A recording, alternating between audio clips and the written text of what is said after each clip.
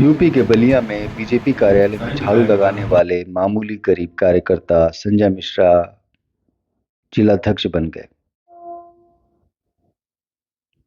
BJP कार्यालय में कुर्सियां लगाते लगाते और आज कार्यालय की सबसे ऊंची कुर्सी पर यासीन हुए संजय मिश्रा।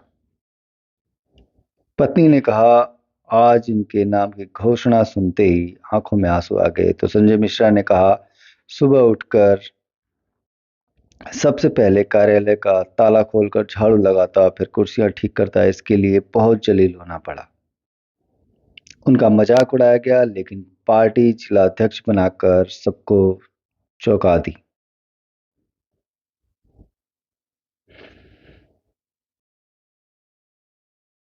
आर्थिक संकट तो था ही। मतलब अब वो परिवार है, परिवार में रहकर और ये सब कर पाना बहुत मुश्किल होता है। और इसमें ये पार्टी में मेरे शादी के पहले से ही ये पार्टी में शामिल थे और संगठन में शामिल थे।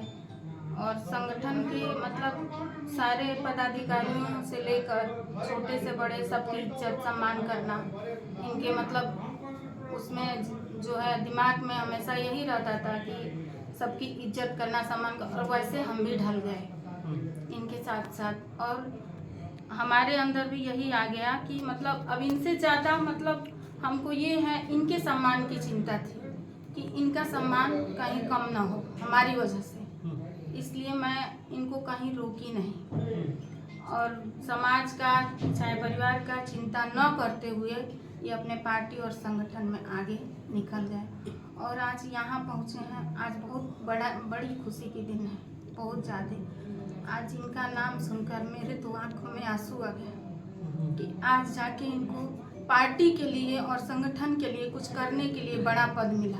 तो क्या आपको उम्मीद था कि इनको जिलाध्यक्ष भी बनाया जा सकता है? जी हाँ, इनके संघर्षों को देखते हुए मुझे उम्मीद था।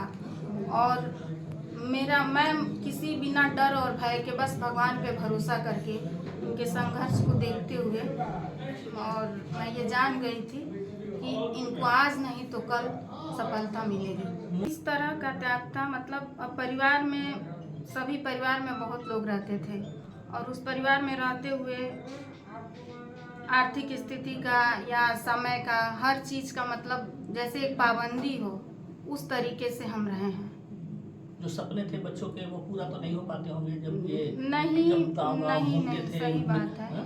किस तरह से सही था बात है। बच्चों? वही तो आपको बता रहे हैं कि परिवार में रहते हुए और इस संघर्षमय जीवन को मैं कैसे व्यतीत कर रही थी। बीजेपी कार्यालय पे सुबह का दिनचर्या ये था कि मैं सुबह 6 बजे घर से निकलता था, पार्टी कार्यालय जाता था, ताला खुलता था, उसके बाद कुर्सी ठीक ठाक करके स्वयं झाड़ू लगाता था। झाड़ू उड़ू लगाने के बाद फिर मैं घर आता था और स्नान ध्यान करके पुनः कार्यालय चला जाता था देर रात्रि तक।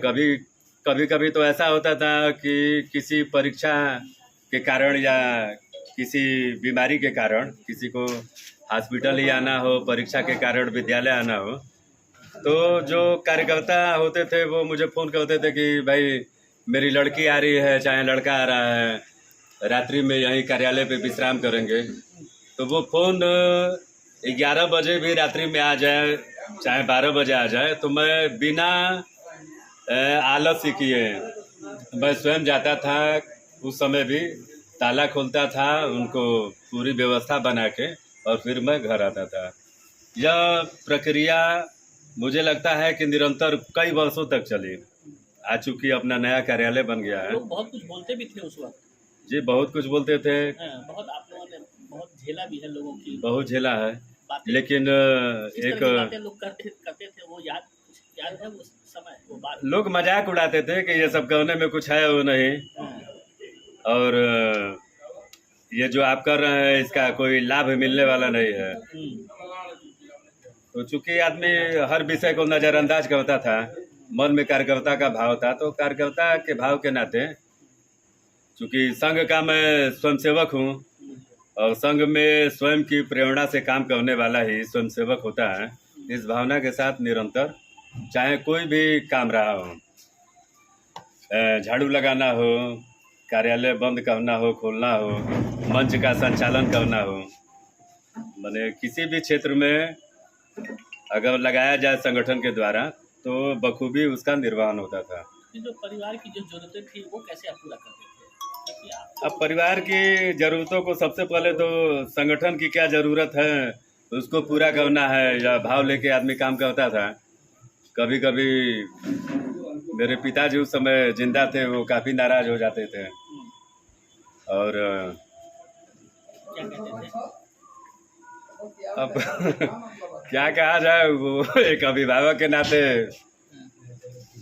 कभी कभी इस प्रकार की स्थिति का निर्माण होता था कि वो पिटाई भी कर देते थे। ये बहुत बड़े नेता हुए, वो दिन भर घर छोड़ के जाना है तो परिवार की चिंता नहीं है, लेकिन कभी कभी आंखों में आंसू भी आ जाते थे, लेकिन अकेले उस चीज़ को आदमी सहन करता था और फिर थोड़ी देर बाद वही भाव लिए संगठन के काम के लिए आदमी आगे बढ़ता था।